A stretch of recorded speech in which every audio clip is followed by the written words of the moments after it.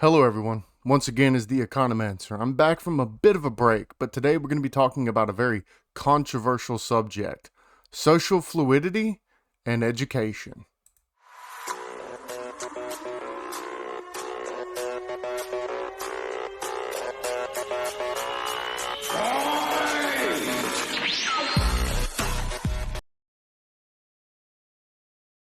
So we're going to start off with talking about social mobility and education. So first thing to think about is there are legitimate concerns of social mobility and the role of education, where there is an inherent relationship between education and economic class, which is in line with social mobility, right? So I'm going to give you some logic here. Assume a boy born to a low class, non skilled laborer with one parent and having not even a secondary education, and the other parent with a high secondary education. It follows that the kid growing up and attaining a tertiary degree will most likely move from one occupational class to another. For example, unskilled worker to skilled or white collar worker. So the movement of occupational class from education proves the ex ante statement of social mobility and the necessity of education. However, this raises the question of is this kid better off in relative terms? So a few factors come to mind. So the first is mismatched education to the job market. Second is debt from student loans, and the third is possible increases in relative deprivation.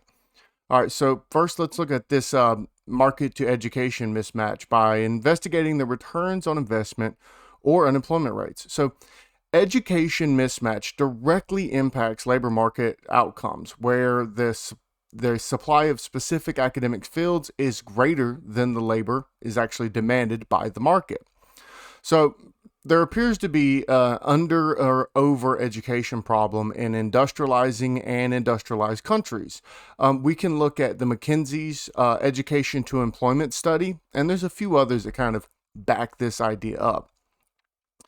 Finally, we can look at like applying continued policy response in favor of higher education rather than like vocational training or applied training, where vocational training and applied training is at reduced costs compared to colleges, and that this is an inadequate response to immobility in society.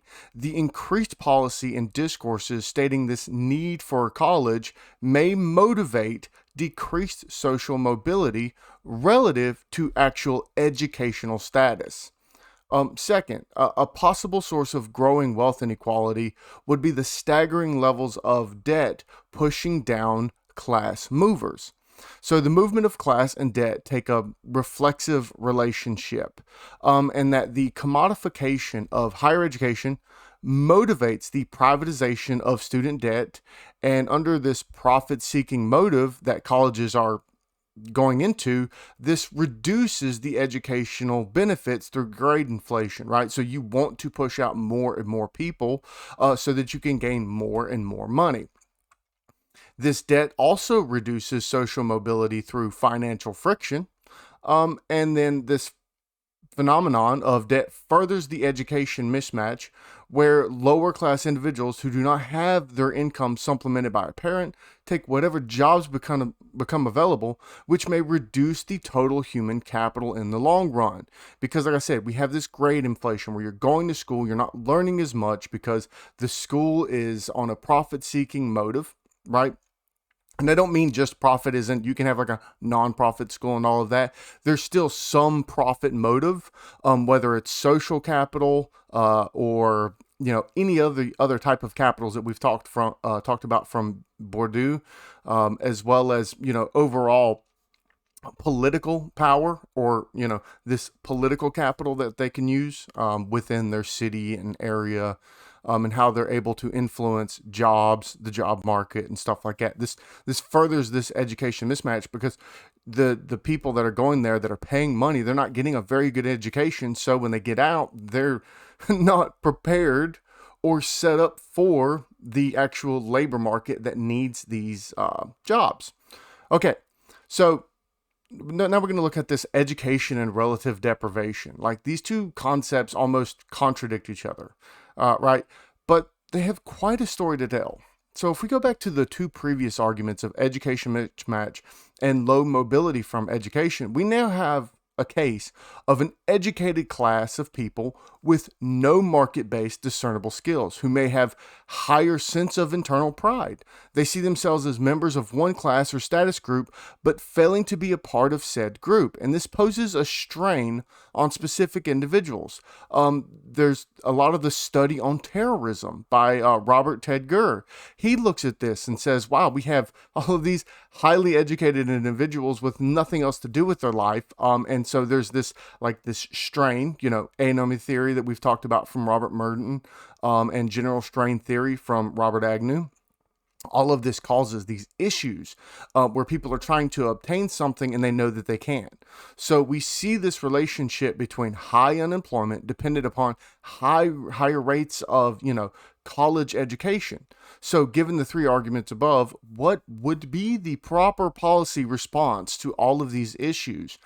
Now, the first thing is we need to establish the possible negatives of policy attempts to increase social mobility through education. Now, there has to be a weighing mechanism, and we use this as a bright line to deduce what's the cost-benefit ratio. What are we looking for? So in distributive justice philosophy, there are numerous mechanisms, right? As of current, there are two primary weighing mechanisms that are applied in economics. The Rawlsian theory of justice, most notably the difference principle. This has been used by Thomas Piketty and Emmanuel Saez, where we have this French designation: social distinctions may be founded only upon the general good, right? And then we have the argument made by the American sociologists from the structural functionalist school, Kingsley Davis and Wilbur D. Moore, which we've talked about extensively. And they have noted that inequality is a function of society allocating resources for the general good through this division of labor. So once again, we're found nested in these weighing mechanisms where we have Rawls and the French see inequality as corrupted by the economic political system, and the Americans see it as this natural outcome of resource allocation. And the importance of parameter selection due to this complex nature of utilitarianism or welfarism, whatever you want to call it. So when we're looking at this, is it the utility of growth in the economy or the utility of individual outcomes? So what I'm wanting to kind of assert loosely is that the long-run nature of utilitarianism and development leads to some sequential best results. So what does this mean? So the long-run nature of utilitarianism, that isn't saying like, oh, look at right now, look how we can make everything better right now. But we can look at down the line, 20, 30 years, and this overall increase in development and growth would actually have a better outcome in the long run, rather than, trying to fix the short run fluctuation now and causing some type of unprecedented damage to the economy, trying to fix all of this. So making economic mobility like a 1 or like a 0, right? So I think that would overall be very bad. It's not to say that we shouldn't work towards increasing economic mobility, or that we shouldn't work towards policies for higher economic redistribution, but we should always understand that we have to put the short run versus the long run, and there's a trade-off there. And so I think that it would be better to worry about the long run outcomes. And so it may seem strange at first, but the reality of reflexivity is the primary motivator in thinking about this. First, the consistent social messaging that inequality is terrible necessarily promotes bad ideas or bad outcomes, as the feedback system compounds the negatives of stratification in this self-fulfilling prophecy. Second, my hope is not just to shape policy, but also public perception. And third, this change in public perception should lead to an increase in discourses, which would allow the formulation of additional epistemological approaches, which would increase the totality of human capital. And I know all that sounds crazy, but ultimately the main idea here is that we're at this precipice in our world where we're seeing a very big push, or we did see a very big push into education. Go, go, go, go get a degree, go get a degree. And then we're having a lot of pushback right now where people are saying, oh, you don't need a degree, you can do this, this, and this. And so we're kind of in this middle where we're trying to figure out what is better. Should the government focus more on increasing education policies, or should it say, okay, maybe we can back up and move to this mildly individualistic relationship from a person to the market, and have the market try to come up with some solutions to a lot of the failures of public policy or education in general, because education is typically a part of public policy. I, for one, think the market probably has better solutions. I think there are places that do directed technological change by integrating your educational system, your industrial system, and your political system, and trying to come to conclusions together rather than the political telling the economic system or the education system how it must act. So I think this structural coupling of each one of these systems together at a regional level, I think, is by far the best way to go about this. And so anytime that we're trying to have one system tell the other systems what to do, one, there's a failure because the systems do not have the same media of exchange. So that's a problem. Second, when you get to places where there is a media of exchange, then you're going to have corruption that gets involved, right? So that's that structural coupling that's going to stop something from being involved, and it's going to cause more and more problems. Whereas if you just let this natural evolutionary integration of these systems where they can be functionally differentiated but still work together, so this is the unity of difference principle, I think that would overall have better outcomes and better conclusions for individuals, for governments, for regions, and even nations. This is something that China has actually done and has increased their human capital rapidly, whereas our style has actually possibly caused decreases in total human capital, especially when we come to the idea that we're having decreasing population. So that's also going to cause this decrease in this total human capital.